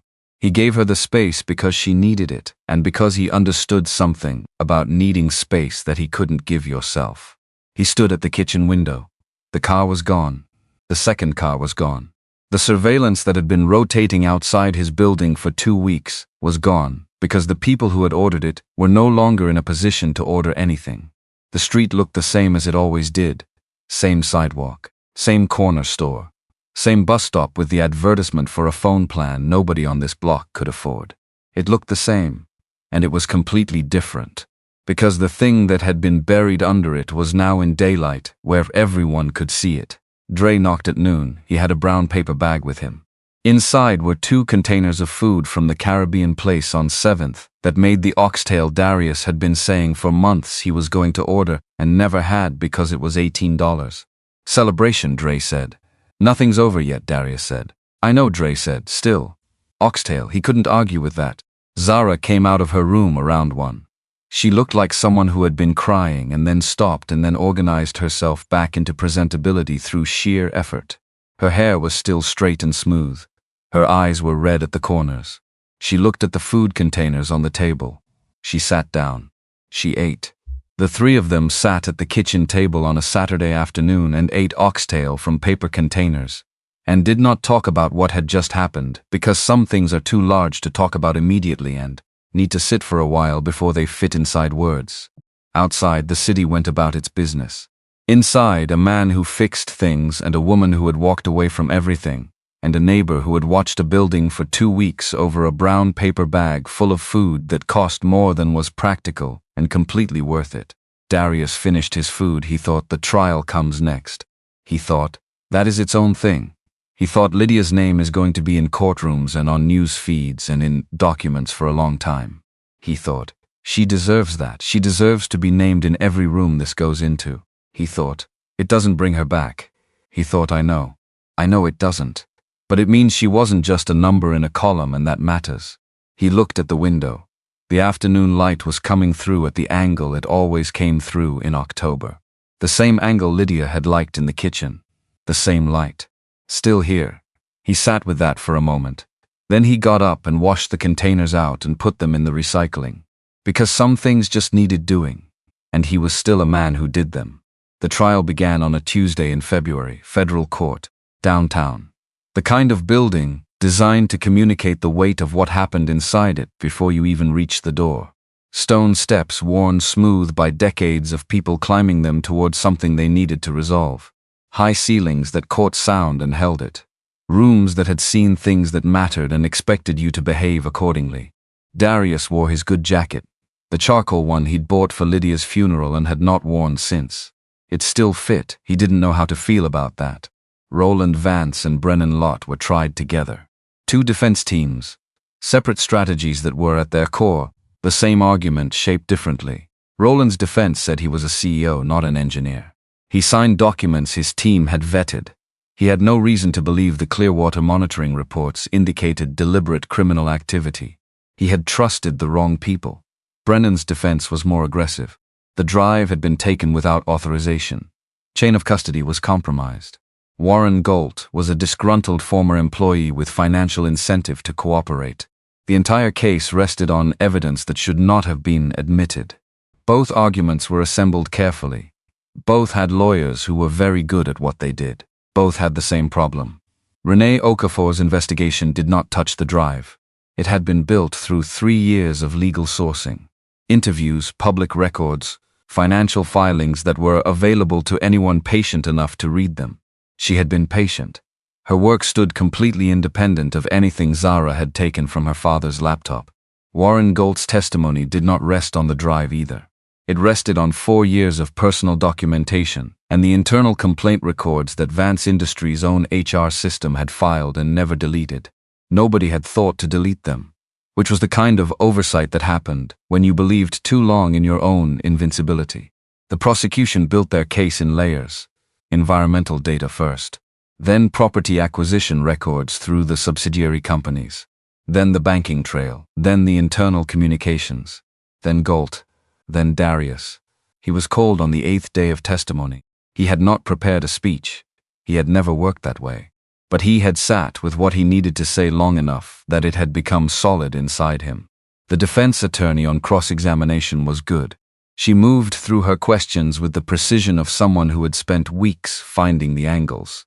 She asked about the timing of when he'd first seen the drive, whether Zara had shaped his interpretation of the documents, whether he had a financial stake in the civil proceedings running parallel to the criminal trial. He answered each one. Yes, he had seen the drive. No, Zara had shown it to him, but he had read it himself. Yes, he was part of the civil class action. Yes, that meant a potential settlement. So you have a financial interest in the outcome of this trial, she said. He looked at her steadily. I have a financial interest in everything, he said. I work 2 jobs. I have medical debt. Yes, I have a financial interest. He paused. I also have my wife's name on a spreadsheet. Both things are true at the same time. The room was quiet. She moved on. On redirect, the prosecutor asked him one question. Mr. Cole, in your wife's personal journal, did she describe symptoms consistent with the contamination levels documented in the Clearwater reports? He reached into the folder he'd been allowed to bring. He opened the journal to the marked page. He read it out loud. Water has been strange lately. Like something's off. I asked Darius if he noticed. He said no, maybe I'm imagining it. Probably imagining it. He turned the page. Headache again today. 3rd one this week. The metallic taste was bad this morning. I rinsed 3 times, didn't help. I don't want to mention it to Darius again. He worries. He turned one more page, feeling okay today. Better. Drank less water, more juice, maybe that's it. Maybe it's just stress. I'm going to stop writing about the symptoms. It feels like talking them into being more than they are. He closed the journal. The room had gone very still. Not the stillness of people waiting for what came next. The stillness of people who had just heard something true, said in a room built for exactly that purpose. Jurors who had stopped writing. The court reporter whose fingers had paused. The judge whose expression had not shifted, but whose eyes had. He had promised himself he would not cry on that stand. Lydia had not wanted to worry anyone, she had written it down. She had stopped mentioning her symptoms because she did not want to be a burden. She had decided she was probably imagining it. He carried himself in that room the way she had carried herself in their kitchen, with the kind of steadiness that costs something but holds. Yes, he said to the prosecutor. She described symptoms consistent with the contamination levels. He stepped down. Zara was in the gallery, 2nd row. Dark dress, hair straight and still. She looked at him when he passed and he looked back. 1 second, no more than that, it was enough. He sat down. He breathed. Done. Brennan Lott was convicted on all counts on a Thursday. Conspiracy to commit environmental crimes. Negligent homicide, 19 counts. Obstruction of justice. Racketeering. The jury had deliberated for 2 days. The care they took was not uncertainty. It was precision. 19 counts required that each one be considered on its own before the whole picture came together. Roland Vance was convicted the following day. Fewer counts. The defense had succeeded in arguing that several operational decisions had been made below his direct involvement, but he had signed the documents that mattered. He had received the quarterly reports. He had been present in the meetings where Clearwater was discussed in language that a man in his position could not have misread. 7 counts. Enough. Darius was in the courtroom for both verdicts. He watched Roland Vance's face when the foreman read the first guilty on Friday afternoon. Roland sat at the defense table with his hands folded in his lap. He did not react.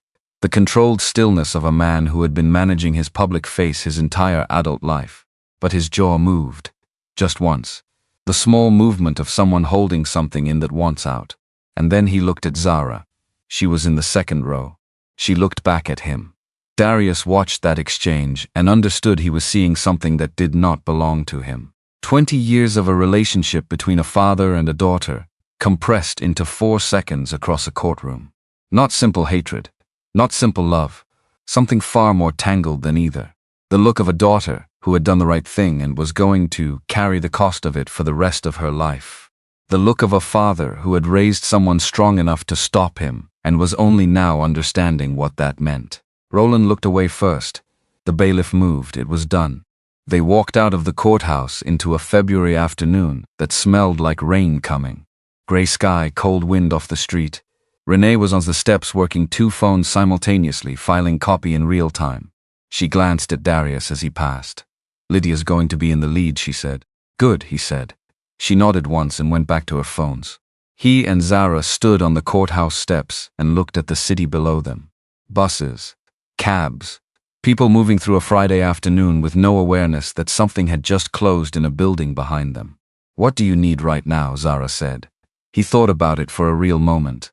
"To go home," he said. They went home. Sentencing came in March. Brennan Lott received 22 years. The judge cited the organized and deliberate architecture of the crime. The layers of corporate structure built specifically to obscure who had made which decision.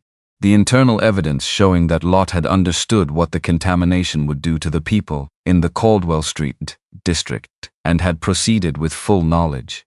He had not stumbled into this, he had engineered it. 22 years. He received the sentence with the same stillness he had received everything throughout the trial. Already calculating the appeals process. Already several moves ahead. He would be very busy. From inside, Roland Vance received 11 years. He had set aside his attorney's prepared statement and spoken without notes. He looked at the families in the gallery. 9 of them, representing 19 people. He said, "I did not build what I built to harm people. I believed the risk assessments. I trusted the process. I understand now that trusting a process which produced these outcomes was its own kind of choice. And that choice belongs to me." It was not quite an apology. It was the closest he had come to one in 60 years. Darius sat in the gallery and listened and tried to identify what he felt. Tired. Not angry, not triumphant, not the sharp release he had been bracing for when the gavel came down. Just tired. The bone-level exhaustion of something that has been held in tension for a very long time finally letting go. He let it go. He sat with the tiredness of it and did not fight it. Outside the courthouse afterward, the cold had gotten worse. Wind coming straight down the street without anything to break it. He turned up his collar and stood on the steps for a moment before going down. Zara was beside him. She had not been inside for sentencing. She had told him weeks ago she wasn't going to be there, and he hadn't argued. She had said everything she needed to say at trial. She did not need to watch the sentence land. But she had been waiting at the bottom of the courthouse steps when he came out. He saw her before she saw him, standing with her hands in the pockets of her coat, looking up at the building, hair straight against the wind. She had the look of someone who had made a decision to be somewhere and was at peace with having made it. She saw him. She didn't say anything. Neither did he. They went down the steps together and walked home. The civil settlement came 4 months after sentencing. 19 families. The numbers were not the 40 million Roland had offered Darius in that envelope. Not per person, not close. But they were real. Calculated against documented harm, documented loss, medical records, financial impact, years of life taken and years of living disrupted. The math was done carefully by people who understood what it meant to attach a number to a human loss. Darius's settlement covered the medical debt. All of it. Not the minimum. Not a portion. And more. He stood in his kitchen the afternoon the deposit cleared and looked at the number on his phone's banking app for a long time. Longer than made sense. He just stood there with the phone in his hand and the number on the screen and the afternoon light coming through the kitchen window. Roland had offered him $40 million in that envelope. He had said no. This number was much smaller than 40 million. It was also the right number, because it came from a process that had named Lydia correctly, had called her what she was. Not a statistic in a quarterly report. Not a liability in an acquisition timeline, a person. A woman who had written in her journal that she was probably imagining the metallic taste and had died not knowing she had been right about all of it. She was named correctly now. In federal documents. In trial testimony. In the public record that would exist for as long as the case existed, which was a long time. He paid off the debt the same afternoon he received the settlement. Sat down with the account numbers he had memorized from 2 years of minimum payments and cleared every line. Took him 40 minutes. Then he put the phone down and sat at the kitchen table in the quiet. No debt. For the first time since Lydia got sick. No debt. He sat in that quiet for a while without filling it. 3 weeks later, on a Thursday morning, his phone lit up with a news alert. He had been at the kitchen table reading the paper. Not skimming. Actually reading the way he had started to do again now that he had the time. He had been working the same delivery shifts out of habit, and because the advisory board position was still being formalized, and he needed something to do with his hands, while the rest of his life figured out what shape it was going to take. He looked at the alert. The headline was from a news outlet that had covered the trial. The byline was not Renee's. Vance whistleblower had prior knowledge of victim. Documents showed deliberate target selection. He read it. He set the phone face down on the table. He picked it back up and read it again. Post-conviction disclosure had released documents from Brennan Lott's legal team. Among them, Zara's search history on her father's laptop. She had not found the Clearwater file by accident while looking for a charger cable. She had searched for the file name specifically. The search was logged. She had known what to look for before she opened the laptop. The story also said that a subpoena of Zara's burner email account used during the trial had revealed a message received 6 weeks before she moved into Darius's building. Anonymous sender. 2 words and a file name. Look here. Clearwater. Someone had told her the name. She had gone looking on purpose. And the HR cross-reference, Zara had accessed Vance Industries' internal employee records and found Darius's file before she responded to the rental listing. She had known his name. She had known Lydia's name. She had known what building he lived in and what the contamination had done to his wife before she knocked on his door. The article's framing was not generous. Whistleblower exploited grieving widower as cover for evidence storage. He sat at the kitchen table with the phone in his hand. He thought about the Tuesday afternoon she had showed up. Burgundy-wrapped dress, straight hair. 2 knocks, a pause, 1 more. The way she had read the rental agreement all the way through, without skimming. He thought about 5 in the morning with 2 mugs of coffee on the table. He thought about her saying, "I'm going to stop writing about the symptoms. It feels like talking them into being more than they are." Not her words, Lydia's. But she had read them with him. He thought about standing at the counter making eggs because she needed to eat, and so did he, and it was just eggs.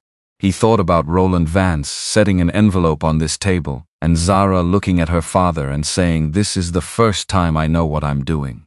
He thought about all of it, without arriving anywhere in particular. Then he stood up. He went to her room and knocked. She had been awake. He could tell from how fast she answered. She had probably been awake for a while. She had probably already seen the alert. She opened the door. She was in jeans and a plain top, hair loose, no makeup. She looked younger this way.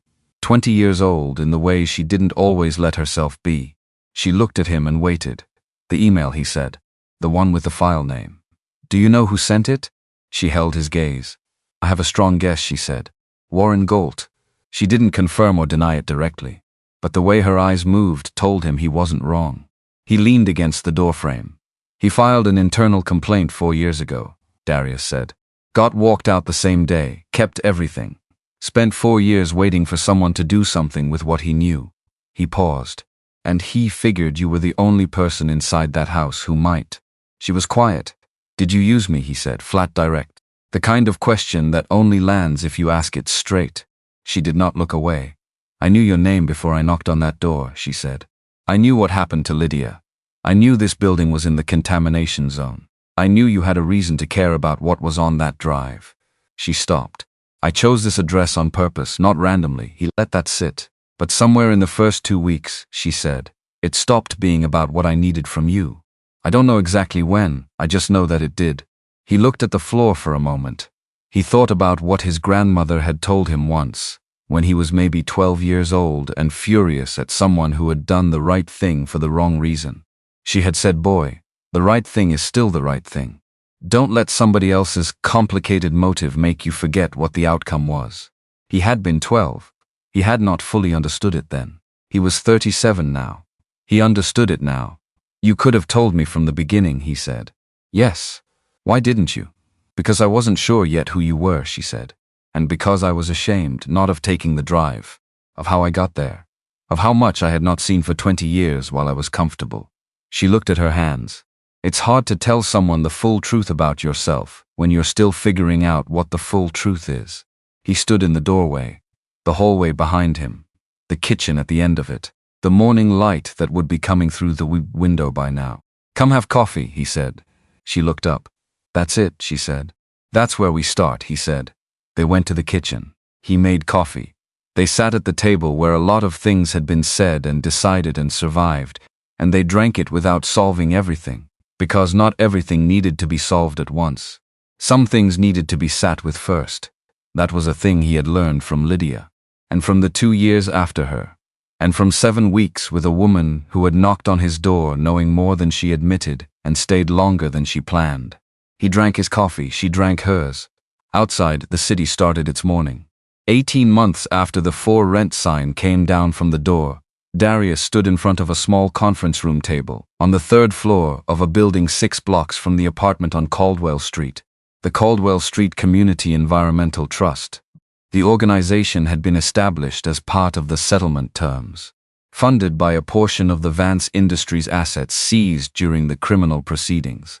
Its purpose: independent water quality monitoring in low-income residential districts across the city, results made publicly available. No corporate involvement in the reporting chain. He had been asked to join the advisory board 3 months after sentencing. He had said yes without taking long to decide. Not because of the settlement. Not because his name was attached to the case that had made the organization possible. Because he was a man who fixed things, and this was something that could be fixed better than it was being fixed, and he understood the systems involved. Monitoring equipment. Maintenance schedules. The difference between data that meant something and data that looked like it meant something, but had gaps in the collection methodology. He had been doing the technical work for 3 months now. Installing equipment.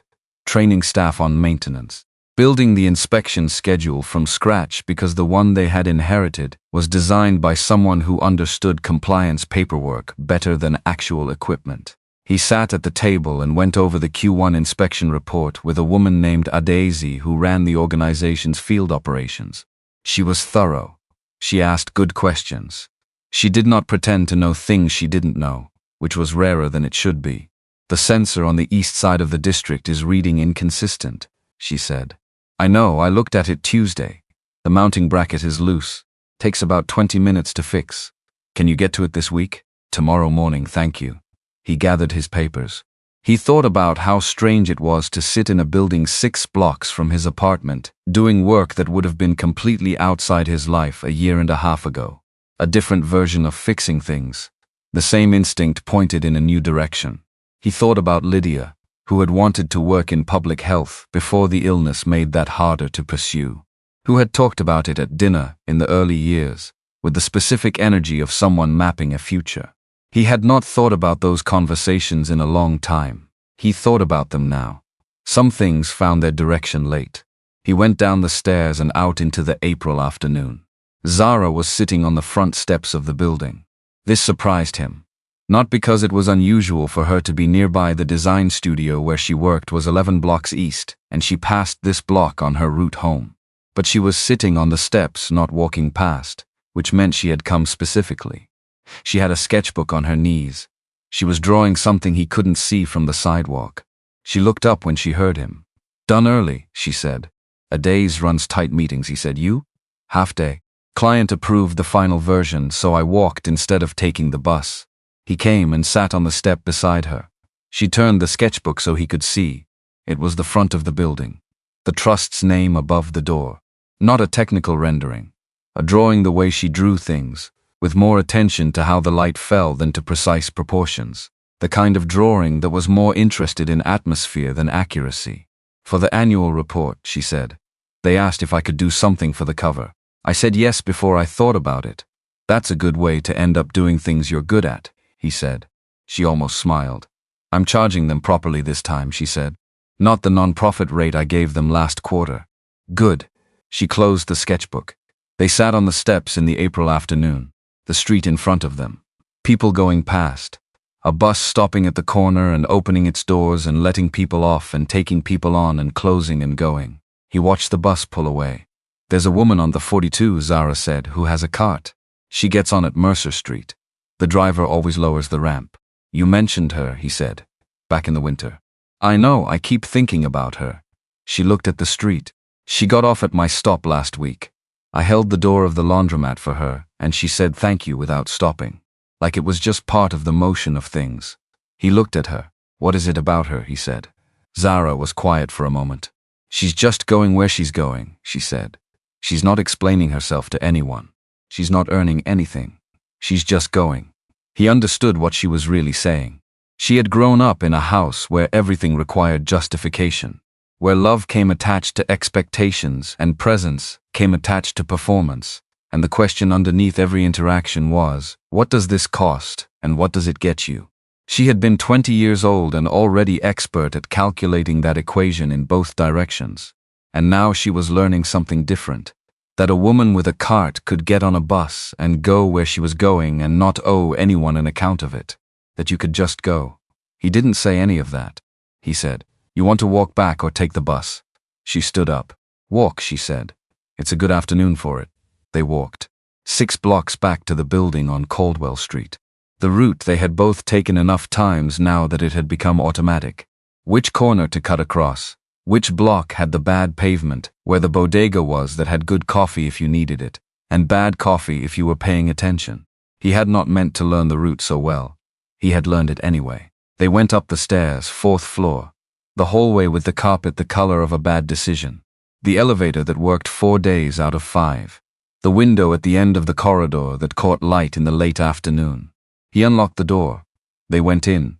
She went to her room to put down her bag and her sketchbook. He went to the kitchen and looked at what was in the refrigerator. There was enough for dinner if he was creative about it, and creativity with a refrigerator was a skill he had developed over 2 years of tight budgeting that he had apparently not lost now that the budget wasn't as tight. He started pulling things out. She came back and sat at the kitchen table.